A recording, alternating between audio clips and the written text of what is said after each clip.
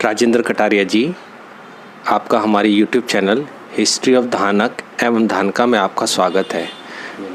राजेंद्र जी, ज़रा आप हमें अपने पिताजी के बारे में बताइए सर। मेरे पिताश्री भी रेलवे में जॉब करते थे जी। और रेल पथ निरीक्षक PWI के पद से सेवानिवृत्त हुए जी। अभी जो है 2017 में उनका स्वर्गवास हो गया। वेस्टर्न रेलवे की जब ऑटो डिवीज़न हुआ करते थे कंस्ट्रक्शन डिपार्टमेंट में जी, ऑटो डिवीज़न के अंदर उन्होंने जो है जॉब किया जी। रेल पथ निरीक्षक के पद पर, और उन्होंने भी भाग लिया टेरोटियन आर्मी में जी। सन 1971 और सन 1965 की लड़ाई में जी। जो अपने संग्रहालय में जो उनके दस्तावेज़ों को संग्रह किया हुआ है, उसमें हमारे पास एक डॉक्यूमेंट था 1971 का, जो खोखरा पार के अंदर जो है उन्होंने जो हमारी जो रेलवे लाइन जो क्षतिग्रस्त हो गई थी, वो पाकिस्तान के एक ऐसे क्षेत्र में जाकर जहाँ पर जो है युद्ध की आपाधापी चल रही थी, और उस टाइम जो है पाकिस्तान की तरफ से भी हमारे जो भारतीय सेना जो थी उनको पर जो अटैक हो रहा था, उसके बारे में सर बताइए। 1965 में जो फजिल्का में जो पाकिस्तान के साथ युद्ध हुआ था, उसके बारे में सर हमें बताइए सर थोड़ा। 65 के बारे में तो गए थे वो लोग वहाँ पे रेलवे की तरफ से जी जी अपने फाजिल्का जी जी, तो बताया करते थे कि हमने ऐसे ऐसे वहाँ पर ये इनका रेलवे का जो होता था जो इसमें आर्मी की तरफ से राशन सामग्री वगैरह ले जाना जी जी, रेलवे के बारे में कोई जैसे कोई प्रॉब्लम हो जाती थी जी जी, कोई क्षतिग्रस्त हो जाए, ट्रैक हो गया जी जी, या ट्रेन पे कोई बमबारी हो गई तो तुरंत उसको जो है ये रेलवे स्टाफ जो था आर्मी का जी जी, उसको रिपेयर करके वो कार्य को आगे बढ़ाते रहते थे। इधर फाजिल्का का जो है उन्होंने बताया था कि जब उनकी ट्रेन पे बम गिराया गया था, तो रात के 10 साढ़े 10 बजे बताते थे कि सायरन बजा था तो ये वो खड्डे जो खोदते हैं, बैरिक जो होते हैं क्या बोलते हैं उनको, सुरंग टाइप में जो होता है जी, उन्हों के बंकर टनल, बंकरों में छुपे इनके साथ में 3-4 जने और थे जी। तो वो बताते थे कि हम जो है वो सायरन बजते ही हमारे को उसमें भाग करके उसमें बंकर में जाके छुपना पड़ा, तो बंकर के अंदर जो है वो रात भर पड़े रहे। जब मॉर्निंग में जब देखा तो उस बंकर में पहले से ही मरे हुए लाशें पड़ी हुई थी जी जी जी, तो उनको गदगदा रात भर तो लगा ऐसा जी जी कि यार ये सब क्या हिल रहा है। जब दिन में देखा तो वो अचंभित हुए, बोले यार हम रात भर इसमें लाशों के ऊपर पड़े रहे जी जी। और फिर बाद में बंकरों से बाहर निकले तो उनको कोई बूढ़ी अम्मा और एक छोटी सी बच्ची और एक बकरी का बच्चा लेकर कोई खड़ा हुआ था जी। उन्होंने फिर वो अपने एक नज़दीक में थोड़ा सी दूर पे कोई उनकी झुग्गी थी, वहाँ ले जाकर उनको नाश्ता पानी कराया जी। और मतलब वो ऐसे हिस्ट्री बताया करते थे वहाँ की। अच्छा सर, ज़रा हमें जो दिल्ली में जो हमारा ST समाज, धानका समाज जो यहाँ पे निवासरत है, उनको ST की क्या क्या समस्या आती हैं सर, उसके बारे में थोड़ा हमें बताइए। जहाँ दिल्ली में जी, दिल्ली में तो यही है कि यहाँ पर क्या है कि एक मात्रा का डिफरेंस है जी जी। हमारे राजस्थान के अंदर क्या है ST का वो बना हुआ है, अभी जैसे मेरे पोते का सर्टिफिकेट बनवाया था हमने जी जी, इसके बच्चे का, तो उसको फिर राजस्थान से वेरीफाई करवाना पड़ा। अच्छा, फिर जाकर यहाँ दिल्ली में हुआ। अच्छा, धानका समाज जनजाति में आता है जी, तो जनजाति का ही हमें प्रमाण पत्र चाहिए जी जी। और वैसे तो दिल्ली के अंदर हमारी काफ़ी समाज है, लेकिन बोलचाल की भाषा में उनको धानक कहा जाता है जी। और हमारे जो ये है गजट के अंदर जो हम धानका जाति से संबोधित होते हैं जी जी, ये है। अब वो मात्राओं के चक्कर के अंदर हमारे को यहाँ पे सर्टिफिकेट उपलब्ध नहीं होता है जी जी। अच्छा सर, अब नेक्स्ट क्वेश्चन ले लेते हैं कि सर आपका गोत्र कटारिया है, थोड़ा कटारिया के इतिहास के बारे में सर हमें थोड़ा बताइए।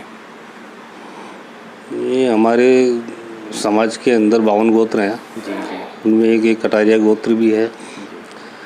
और कटारिया गोत्र के बारे में हमारे मतलब शुरू से कटारिया ही लिख रहे हैं जी जी, लेकिन इधर कई जगह जो ओरिजिनल तो है जो कटारिया ही है जी जी। इसके बारे में तुम वो तो कटारिया ही है, हम शुरू से कटारिया ही लिखते हुए आए हाँ जी। और तो कुछ इसके इतिहास के बारे में मेरे को इतनी जानकारी है नहीं, गोत्र के बारे में जी जी।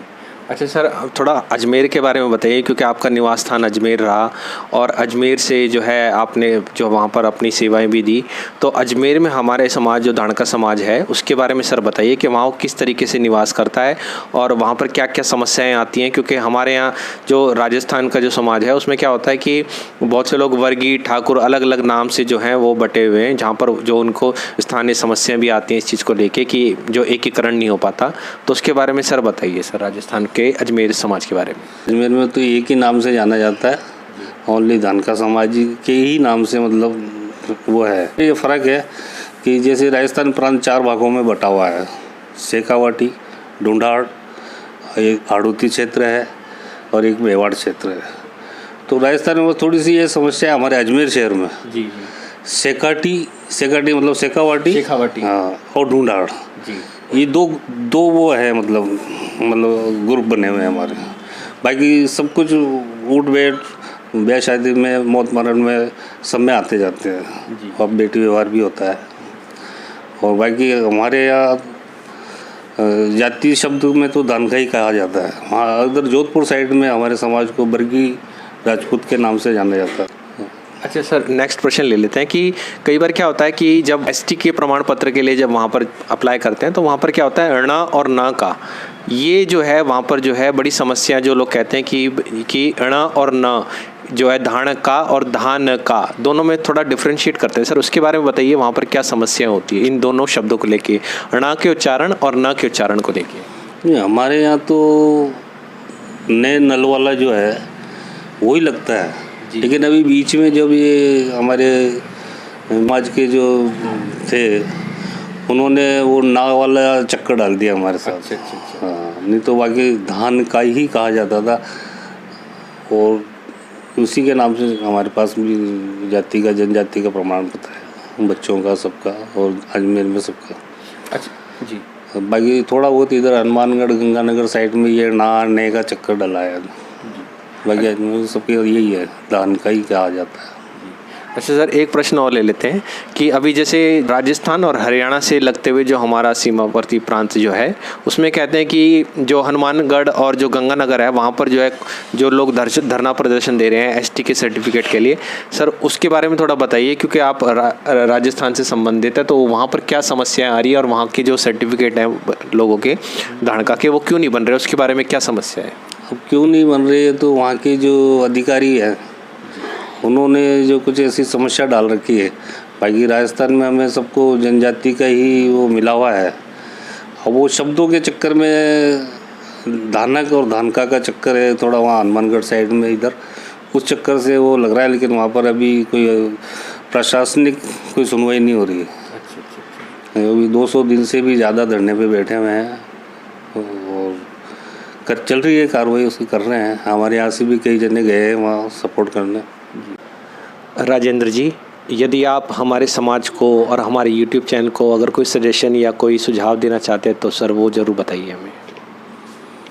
मैं हमारे समाज के बारे में यही करना चाहूँगा, हमारे जो बच्चे हैं उनको अधिक से अधिक शिक्षा में आगे रखना चाहिए, और हर क्षेत्र में वैसे तो आगे रखना चाहिए।